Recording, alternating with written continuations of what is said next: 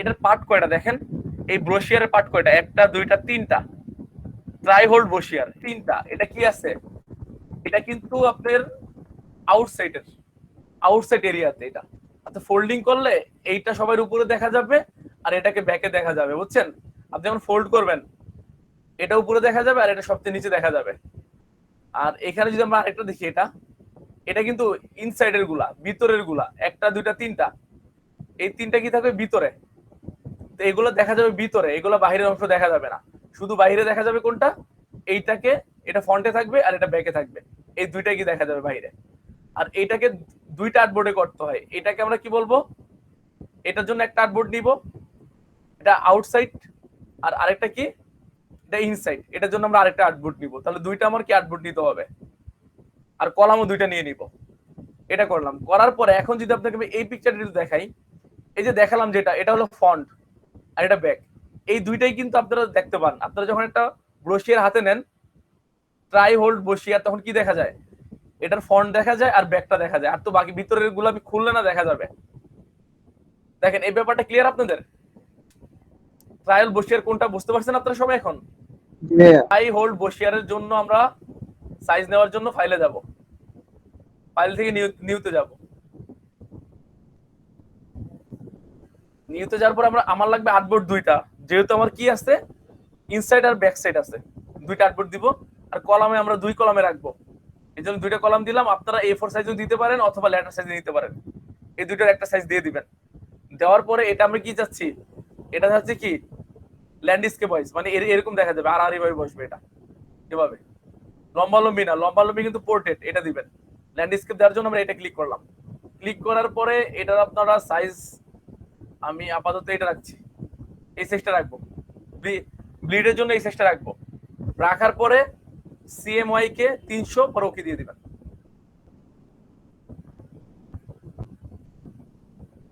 এই যে নিয়ে নিল, নিয়ে নেওয়ার পর এটাকে আপনি এখন দেখতে হবে, এটা কিন্তু তিনটা পার্ট হবে, আমি অলরেডি দেখছি, দেখেন এই যে তিনটা পার্ট, একটা একটা দুইটা তিনটা, তো তিনটা পার্ট এটা ডিভাইড করতে হবে। এটা ডিভাইড করার জন্য ফার্স্ট আপনাদের কি করতে হবে, এখানে স্ট্রোকটা অফ রেখে আপনারা কি করবেন, এখান থেকে একটা শেপ নেবেন, অবজেক্ট ক্রিয়েট করেন, এটা ফিল আপ করে দেন। আচ্ছা, এটা কভার করে দিলাম। কভার করে দেওয়ার পর আমার কিন্তু মাথায় রাখতে হবে তিনটা পার্ট নিতে হবে, তিনটা অংশ। তো এটা সিলেক্ট থাকা অবস্থাকে এটা আমাদের ডিভাইড করতে হবে। তার জন্য অবজেক্টে যাব, অবজেক্ট থেকে পাতে যাব, পাতে থেকে এই যে লাস্টের দিকে দেখেন স্প্লিট ইনটু গ্রিড, এটা ক্লিক করবেন। ক্লিক করার পরে প্রিভিউ দিবেন। আমরা চাচ্ছি কি কলাম তিনটা, এর জন্য কলামটা বাড়িয়ে দিই, এই দেখেন তিনটা, তিনটা কলাম পেয়ে গেলাম। এই যে তিনটা দিয়ে দিচ্ছি, এখানে তিনটা দেওয়ার পরে ওকে দিয়ে দেন, ওকে দিয়ে দিব। ওকে দেওয়ার পরে আমাদের কাজটা হলো কি, এখানে Ctrl+R দিয়ে রুলার নিয়ে আসবো। রুলার নিয়ে আসার পরে আমরা এই ইয়াগুলো, গাইড গুলো টেনে দিব, গাইড গুলো টেনে দিব জাস্ট, আর কিচ্ছু না।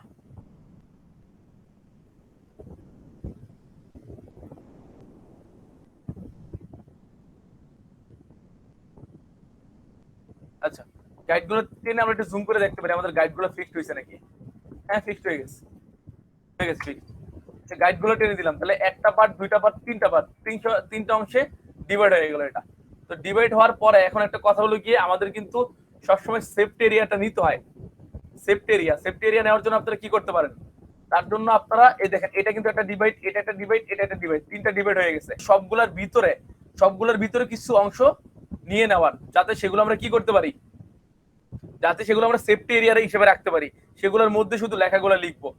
তো এটাকে আমি ক্লিক করি, এটা ক্লিক করি, এটা ক্লিক করি, তিনটা সিলেক্ট থাকা অবস্থাতে শিফট দিয়ে তিনটাকে আমি সিলেক্ট করে নিলাম।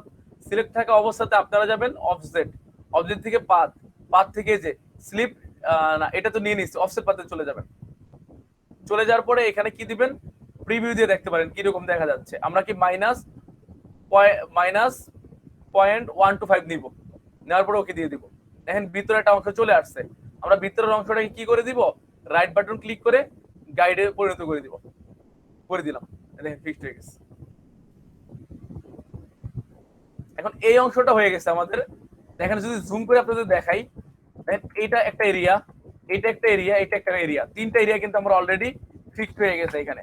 এখানে আপনি যদি দেখেন এখন পিকচারটায়, এই যে এই একটা দুইটা তিনটা, এই তিনটা কিন্তু আমার ফিক্সড হয়ে গেছে। তিনটা ফিক্সড হয়ে যাওয়ার পরে একটা কাজ করে নিবেন আপনারা, আপনারা এইটার ব্যাকের এই যে এটা ফিল করে দিবেন, এটাকে ফিল করে দিবেন ব্লিডটাকে। তার জন্য আপনারা কি করবেন, সেম ওয়েতে রেক্টেঙ্গুলারে যাবেন, যাওয়ার পরে এখানে আপনি স্ক্রল করে দেন, টান দিয়ে ফিক্সড করে দেন, একেবারে কভার করে দেন শেষ পর্যন্ত। কভার করে দিলাম, কভার করে দেওয়ার পরে আমরা এটা এটা ক্লিক থাকা অবস্থাতে রাইট বাটন ক্লিক করে অ্যারেঞ্জ টু ব্যাক একেবারে ব্যাকে দিয়ে দিব নিচে। এখন বোঝা যাচ্ছে না এটা ব্যাকে চলে গেছে নাকি, তার জন্য আমরা কালারটা চেঞ্জ করে দেখাই। দেখছেন, দেখেন কালারটা চেঞ্জ করলে কি দেখা যাচ্ছে, নিচে চলে গেছে। এটা এই যেটা ব্লিডের যে অংশটা নিলাম সেটা নিচে চলে গেছে। তো এইভাবে নিয়ে নিবেন, নিয়ে নেওয়ার পরে কালারটা আমি আগের কালারটাই রাখবো, চেঞ্জ করবো না, যে আগের কালারটা রেখে দিলাম। এইটা যদি আপনি নিতে পারেন, আপনি একটা জিনিস খেয়াল করেন, এখানে লেফটে যেই আর্টবোর্ডটা আমরা করলাম, সাইজিং করলাম প্রিন্ট রেডির জন্য, এটা তো সেম। তো আমরা আর আমাদের এটার নতুন ভাবে নেওয়া দরকার নেই। আপনারা কি করবেন, সিলেকশন টুলে গিয়ে এটা পুরো মার্ক করবেন, মার্ক করলেন, মার্ক করে দেন অল্টার প্রেস করবেন কিবোর্ড থেকে, তারপরে টান দেন, টান দিয়ে আপনারা কি করবেন, শিফট ধরে রাখবেন, সাথে শিফট ধরে ছেড়ে দেন। এখন কথা হলো এখানে তো গাইড আসে নাই, তো আমাদের গাইডটা আনা উচিত। গাইডটা না আসলাম তো বুঝবেন না। গাইডটা এখন লক অবস্থায় আছে, আপনি রাইট বাটন ক্লিক করেন, এই লকটা খুলে দেন। লকটা খুলে দিলে আমাদের গাইড সহ চলে আসবে। তো আমরা লকটা খুলে দিলাম, এখন এই অংশটাকে আমরা এখানে নিয়ে আসবো, এখানে আর আমার নতুন করে করা দরকার নেই। এটাকে আমরা মার্ক করি, এই অংশটাকে, এই আর্টবোর্ডটাকে মার্ক করলাম, মার্ক করার পরে অল্টার প্রেস করে এটা টান দিব, টান দিয়ে টান দিব শিফট ধরে, যাতে সমান চলে আসে। এখন ছেড়ে দিই, খেয়াল করেন, এখন আমরা একটা অংশ ডিজাইন করলাম, একটা অংশ মেজারমেন্ট গুলো নিলাম, আর একটা অটোমেটিক পেয়ে গেছে। এটা হলো ডিজাইনিং ফরম্যাটটা। এই ফরম্যাটটা আমরা সব সময় যখন এই ব্রোশিয়ার ডিজাইন করতে যাব, ট্রাই হোল্ড ব্রোশিয়ার, তখন এরকম ফরম্যাট করে দিব। দেখেন এতটুকু সবার ক্লিয়ার? এতটুকু যদি ক্লিয়ার হয়, জি ভাইয়া ক্লিয়ার। নেক্সটে চলে এখানে আর্টবোর্ড কয়টা, দুইটা, এ একটা এ একটা। এখন কেন দুইটা নিলাম দেখেন, একটা কিন্তু এটা কিন্তু আউটসাইডের জন্য, এই যে দেখেন কভারটা সবসময় আউটসাইড থাকে, আর হলো এই যে ব্যাক এন্ডে যেটা থাকে সেটা আউটসাইডে থাকে, তাহলে এটা আউটসাইড আমাদের, আর আরেকটা কি আছে, ইনসাইড। এই জন্য দুইটা আর্টবোর্ড নিলাম। তো আমরা বোঝার জন্য এখন আমি একটু লিখি এখানে আপনাদের বোঝার জন্য।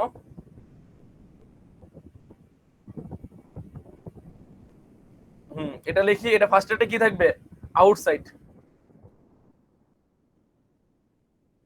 আউটসাইড লেখার পরে এটা ছোট অনেক আমি টান দিয়ে বড় করে দিই, শিফট অল্টার প্রেস করে টান দিয়ে বড় করে দিই এটাকে। আচ্ছা, এটা বড় করে দিলাম। এই পুরোটাকে কি বলবে, আমরা বলি আউটসাইড। আর এই অংশটাকে আমরা কি বলি, ইনসাইড, যেহেতু ভিতরের পার্টটা। এটাকে আমরা অল্টার করে এই পাশে দিয়ে দিই, দিয়ে এখন এটা চেঞ্জ করে দিই নামটা, ইনসাইড, ইনসাইড দিয়ে দিলাম এটা। তাহলে এইটা আউটসাইড, এটা হলো ইনসাইড। এইটার মধ্যে আউটসাইডের মধ্যে এটাকে আমরা কি ধরি ফ্রন্ট, আর এটাকে ধরি ব্যাক। আমি লিখে দিই যাতে আপনাদের বুঝতে সুবিধা হয়। ফ্রন্ট আমরা বাড়িয়ে দিই,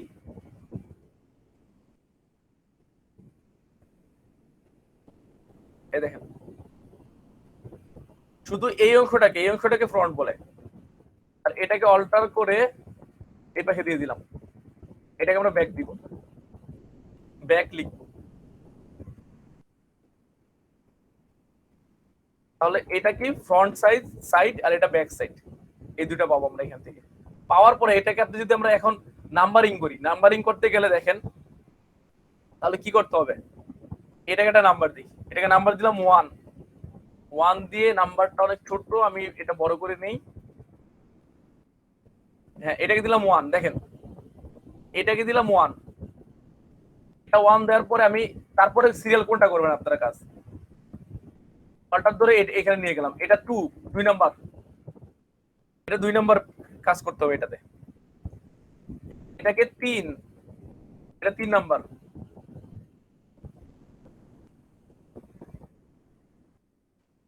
এটা 3। তারপরে এইটা, এটাকে আবার কি দিব আমরা, এটা 4 নাম্বার। এটা 4 নাম্বার, 4। তারপরে এটাকে আবার আমি এখানে নিয়ে যাই, এটা 5। আমি দেই, পরে বুঝতে পারবেন, আমি বলতেছি, ওয়েট করেন। আর এটাকে আবার এখানে নিয়ে আসি, এটা 6। নাম্বারিং গুলো কেন করছি বলতেছি এখন। এইটা হলো 1 নাম্বার। আমি যদি এখানে এখানে এটা দেখাই, এইটা আমরা ধরি কি 1 নাম্বার।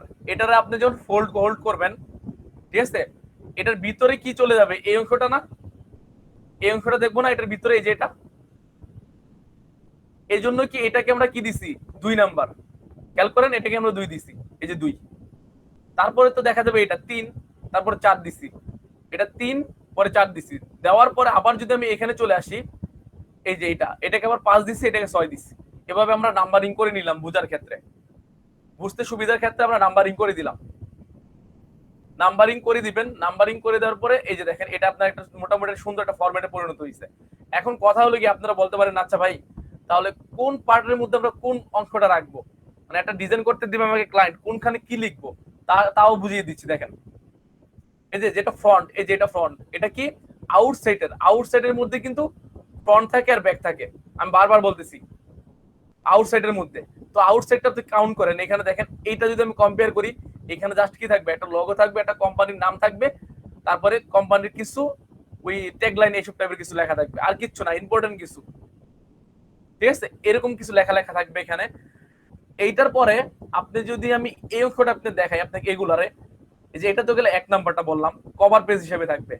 এটা 2, 3, 4, 5। আমরা যদি 2 থেকে 5 পর্যন্ত কাউন্ট করি, এটার মধ্যে আপনারা কি দিবেন, কোম্পানির জাস্ট কি দিয়ে দিবেন, কোম্পানির ডিটেলস। এখানে জাস্ট কোম্পানির ডিটেলস বলা থাকবে। আপনার ধরেন একটা কোম্পানি প্রোডাক্ট সেল করে, সেই প্রোডাক্ট সম্বন্ধে সবকিছু এখানে ডিটেলস লেখা থাকবে।